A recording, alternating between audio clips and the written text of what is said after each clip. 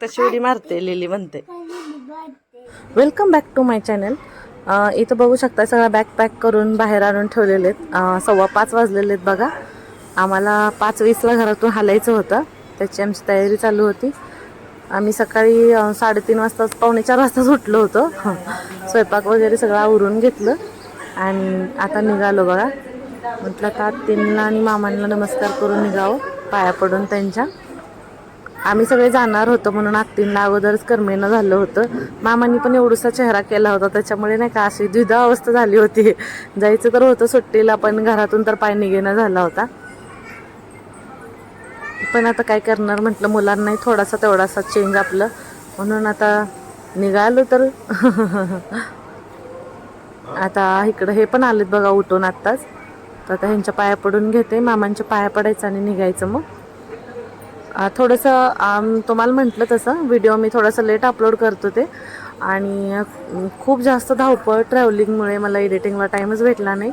त्याच्यामुळे थोडंसं जरा मागं पुढं पण टायमिंग होत होतं, तर थोडंसं समजून घ्या. हे इथं बघू शकताय सगळे मिळून आम्ही पाया पडून घेतलं. बाबांच्या पाया पडा.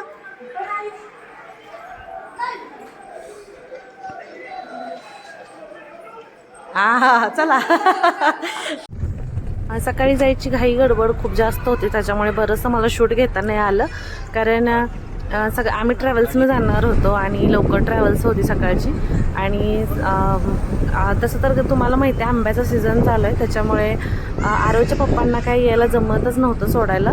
त्याच्यामुळे ते खर्डीपर्यंत सोडायला आले होते. आणि मग आमचं ठरलं, म्हटलं जातो आता आम्ही ट्रॅव्हल्सनं, परत रिटर्न यायच्या वेळेस या म्हणलं, त्यांनाही थोडंसं चेंज भेटेल तेवढंच. तर बघूया आता कसं कसं होतंय पुढचं.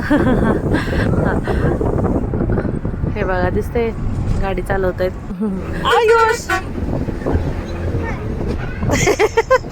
एकटा सीटवर बसलं. आस्था